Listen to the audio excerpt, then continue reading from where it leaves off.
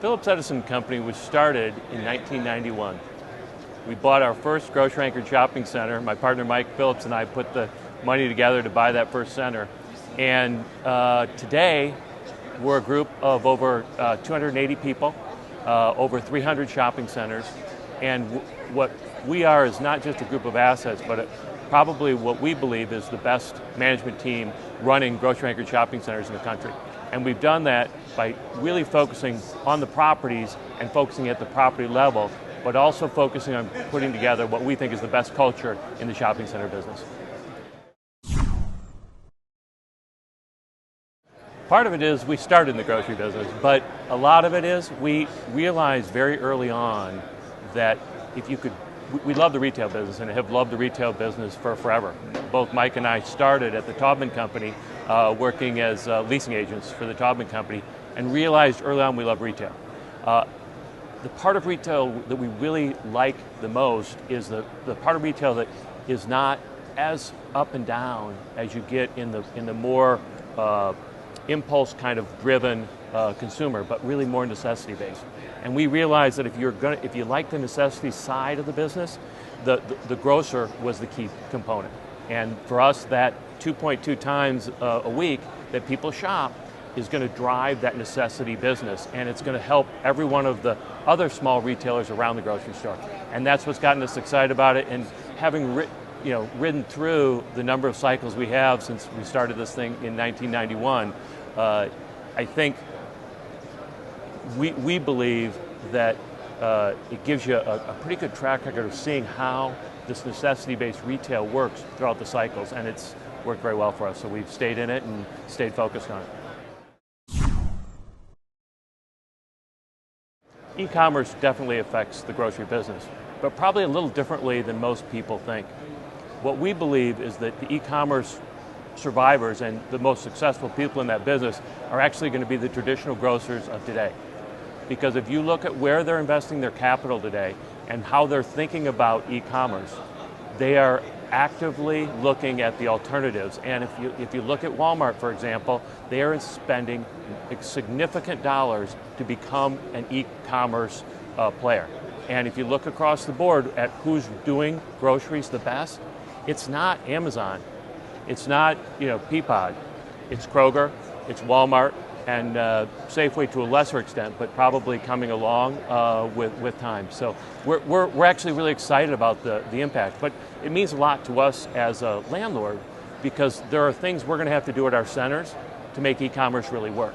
And an example is our belief today is that the most likely outcome of e-commerce is that you're going to be able to order your goods online and pick them up at the store.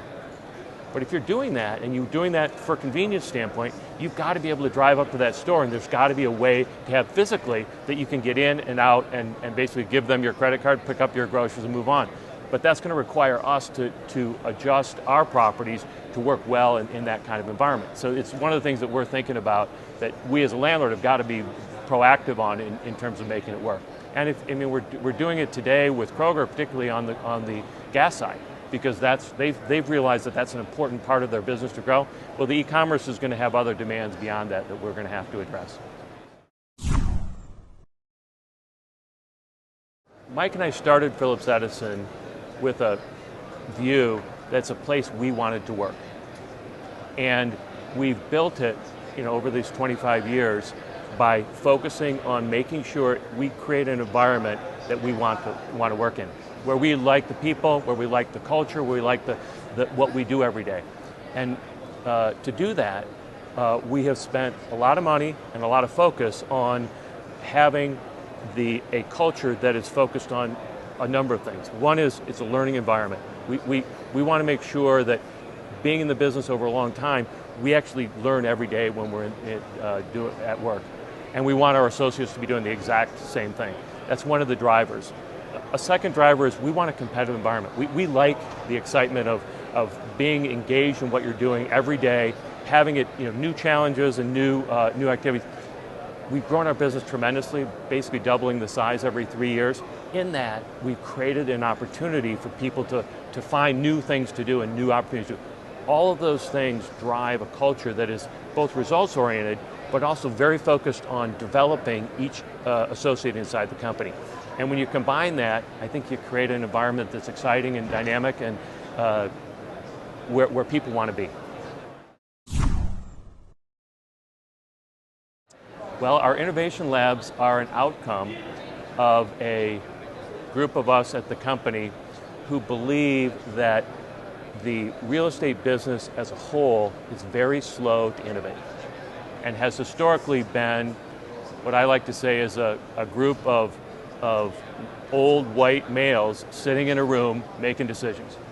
And what we believe is that there's a lot of opportunities out there beyond that. And so our innovation labs are just one step in an overall process to introduce new things into the business, new ways of looking at it.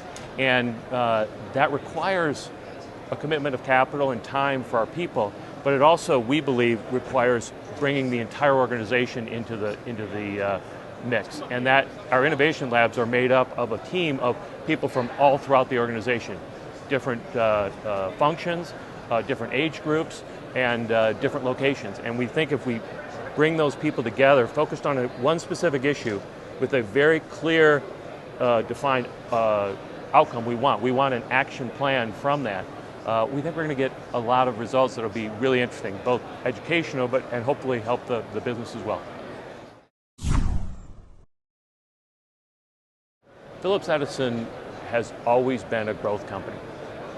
Since we started the company 25 years ago. I don't see that changing. We believe that there are tremendous opportunities across the country. I don't see us getting outside our borders in the short term, but there are a lot of opportunities, we think, in the United States for us to continue to buy grocery-anchored shopping centers.